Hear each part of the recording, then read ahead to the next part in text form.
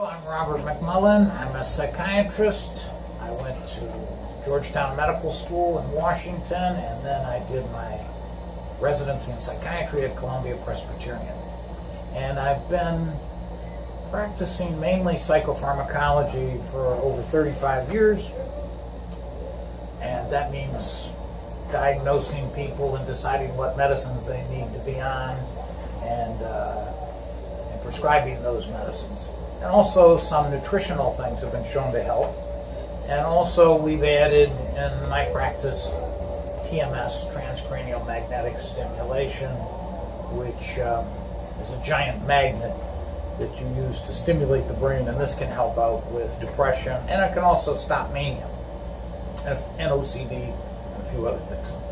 But what I wanted to talk to you about today is diagnosing bipolar disorder and treating it. Bipolar disorder cannot be diagnosed with a blood test, unfortunately, or with a CAT scan or an MRI. And there are some advanced scans that can show differences in people that have bipolar disorder in their brain, but that really is not used for diagnosis because it's much easier just to ask the person questions and ask the family questions and get a history, and then you find out. One of the problems that we've had is that we've greatly underdiagnosed bipolar disorder. And this is because patients usually come to us, the psychiatrists, in depression. So then we start saying, well, how's your sleep? How's your appetite? How's your energy? And we ask all these, and they meet all these criteria. But we don't diagnose bipolar disorder often unless they come in and they fit a template. If they come in and they say, you know, I've just won a lottery and I'm worth millions of dollars and I have gold coins in here, and they pull out some nickels and dimes and say, this is solid gold and I'm giving it to you, and the person's talking a mile a minute and they haven't slept in days and they've got these delusions, then the psychiatrist says, mania, this person's bipolar. But if the person comes in with other problems of anxiety or depression, frequently we have not been asking them questions. Have you ever had periods where you felt better than normal, or a few hours or a few days at a time? We get really interested in a project and be very excited about it, and maybe sleep a little less, sleep 6 hours instead of 8 hours, but still have a lot of energy, and your mind is clearer than usual, and your self-esteem is higher than normal. Maybe it's really good self-esteem when usually it isn't. And you get perhaps more work done, and then other things can happen, like you can be more irritable and you can spend a little too much money and things like that. But when you ask these questions, you find out that a lot of patients that come to see you have had mild highs, but they wouldn't have mentioned them because they look upon them as a good period. And there was a famous occasion that happened when at the National Institute of Mental Health, when some prominent psychiatrists were studying treatment-resistant depression. And then some other doctors who were studying family history, I think Robert Post was one of them, said, would you mind if we interviewed the family members of your patients, as long as you've got them all coming here anyway?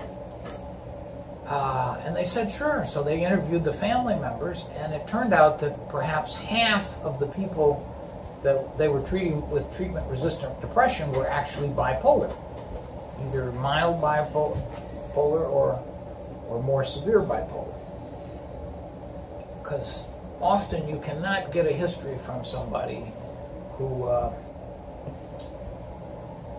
had the highs before. I even have a couple of people who were at one time manic, and I saw them and treated them at the time that they were manic 25 years ago, and they are chronically depressed now, and they will absolutely deny they ever had a high. But I was there. I saw it. I talked to family members who saw it.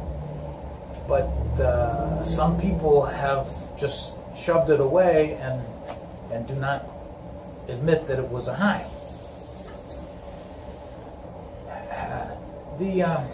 Now there's two types of bipolar. We call bipolar 1 the people who have classic manic depressive. And their manias are so bad that they should have been in a hospital or they were hospitalized. And usually they were delusional and believing things that weren't true. If it's really extreme, they believe that they're running for governor next month, or they believe that they are the Messiah. Sometimes they're not really delusional, but they're so extreme that they need to be hospitalized. Then there's what we call bipolar 2, Roman numeral 2. And these people have milder highs where they are activated, they're talking too much, they're perhaps spending too much, they're perhaps flirting with other people when they shouldn't be, and are sleeping less and are causing some trouble in their life.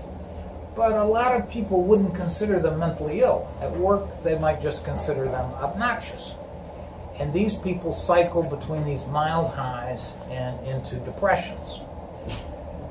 Now, one problem that we have created is doing away with the term manic depression.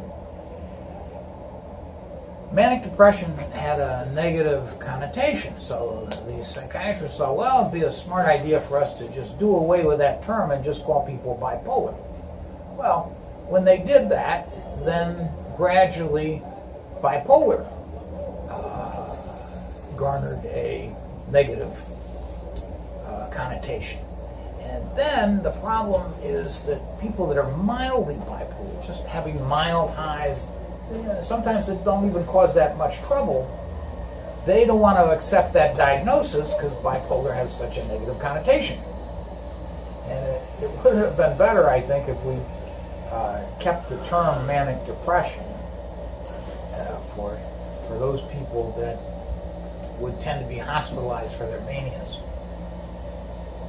It's also a little complicated that I often have people that I can't really say whether they're bipolar 1 or bipolar 2 because their highs cause them quite a lot of trouble, but not quite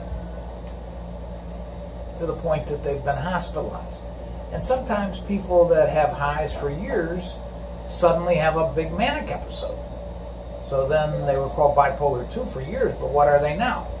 Once they have a manic episode, then they're should be considered bipolar 1. But let me give you some of the ways of diagnosing highs in bipolar people. I think the most simple one is using the mnemonic HIDES, H-I-D-E-S. Like bipolar disorder, the highs tend to hide from us their presence. And H is for hyperactive. They're doing a lot of things at once, getting into more activities, and in a speedy manner. I is for impulsive, like buying too much or saying inappropriate things at inappropriate times, and which can cause a lot of interpersonal problems and a lot of problems in the extended family. And they are often distrustful or defensive and not trusting people they used to trust.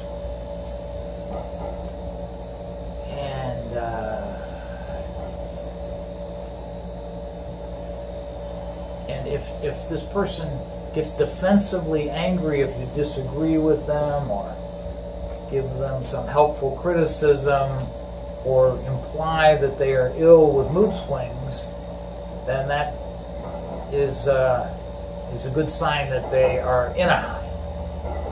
It's a little funny sometimes that people that are in highs are so defensive that I'm not bipolar, I'm not ill. But when they're normal and their mood is normal, 3 months later, they're not defensive about it at all. They say I've got a problem, I see it. But once they're in a high, they're immediately start defending themselves and not believing anything that anybody tells them. And then E is for explosive. They can get angry easily. And S is for sleep. Their sleep is decreased. And they sometimes just sleep a few hours per night. And one patient I had, we thought that he was cycling between highs and lows because every few days he would sleep for a day or two at a time. And his wife and I were thinking that he was cycling into depressions. It actually wasn't. It was just that since he didn't sleep but a few hours for days at a time, eventually his body had to sleep. And then for a few days he would start oversleeping. But he still was in the high. His brain was still moving a mile a minute. With depression, it's easier to diagnose, and the people are happier to have the diagnosis, and they don't like it. They don't like being depressed, so they come to the psychiatrist relatively easily. And there was a study that showed there's really only 2 questions that a primary care doctor has to ask in order to screen for depression. Number 1 is, during the past month, have you often been bothered by feeling down, depressed, or hopeless? And the second question is, during the past month, have you often been bothered by little interest or pleasure in doing things? And those 2 questions are extremely predictive of whether somebody has depression or not. And you don't necessarily have to go into all the other symptoms. But briefly, the other symptoms of depression are your appetite would be up or down, and you'd be not sleeping much, or maybe sleeping 12 or 14 hours a day with excessive sleep. And loss of energy and fatigue, concentration is down, ability to enjoy things is way down, and the people are usually either agitated, pacing around, or they have motor retardation. They're slowed down, they're talking more slowly, they're not animated. And they often have a lot of feelings of self-reproach. They're feeling worthless and excessive and inappropriate feelings of guilt. And they often have recurrent thoughts of death. A lot of times it's recurrent wishes to be dead or fantasies about committing suicide, but sometimes it's an obsessive fear of death, where they're thinking about death, but it's more of a fear. Now, there's a lot of, I'd like to mention this because it's really important, it's so difficult to diagnose bipolar disorder, especially if it's in the bipolar spectrum and it's not clear case bipolar 1 disorder. Clear case of bipolar 1 disorder is somebody gets really manic, they're manic for months, they get all these big ideas, they spend a lot of money, and then abruptly they go into a depression, and that may last, 6 months or more. And then they may come to normal and stay absolutely normal until the next episode, even on no medicine. So that's pretty easy to diagnose. But the people that are bipolar 2 or they're somewhere in the bipolar spectrum, these are things you should be suspicious of, that they may actually be bipolar. Is a patient that has a lot of substance abuse, a lot of history of substance abuse. Somebody who gets occasionally paranoid, but not always paranoid, and has episodes of anger and rage, where they have a stormy life history. They've started 4 businesses and 3 of them collapsed. They've been married 5 times. The guy's dead now, but I can tell you he was bipolar. And borderline personalities are often bipolar. People had a severe anxiety that's not amenable to medication, and this includes untreatable panic disorder. And people who have episodes of energetic cleaning, where they may be depressed most of the time, but sometimes they just have to clean the garage, and they spend 8 hours cleaning the garage. In German, that's called putzfahren. But that energetic cleaning is often a symptom of bipolarity.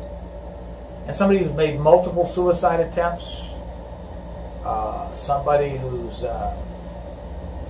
agitated with a lot of angry ruminating, and they keep thinking about somebody they're angry at, and they want to write letters and sue them, and so they're depressed, but this is still like a manic quality.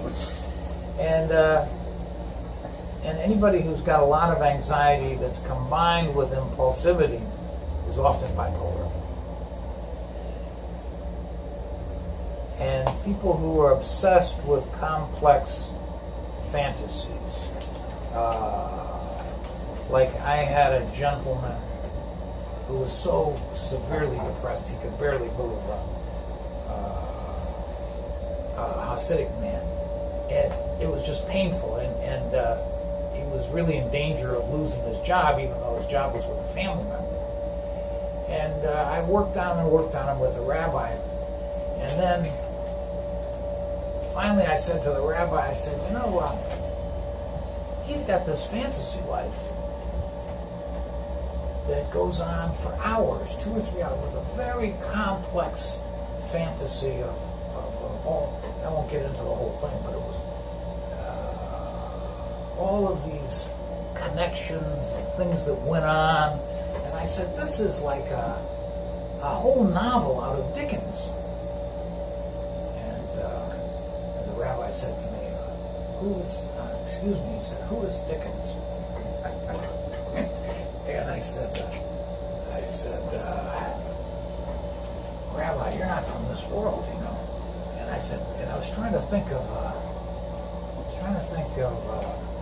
I didn't want to say, well, he's the guy that wrote A Christmas Carol. And then I said, well, he's the one that wrote Oliver Twist. And he said, I've heard of it, but I'm not sure. This rabbi was extremely smart guy, and he, got his, he got the standard high school equivalency in New York. It's rather difficult to obtain, and he did this despite he just went to yeshiva. But anyway, I'm getting off the point. But this guy, he was as depressed as he was. They had such a complex fantasy life that would go on for so long. That's a little bipolar. And so the rabbi and I changed our diagnosis, and we started to treat him as if he's bipolar, and we changed the medicines. And he gradually did well, and he's doing extremely well now. So I've given you a complex story here about the diagnosis and the picture of bipolar disorder. And look for another video that I'm going to do on the treatment of bipolar disorder, because that's also a long and relatively complex story. Thank you very much, Doctor.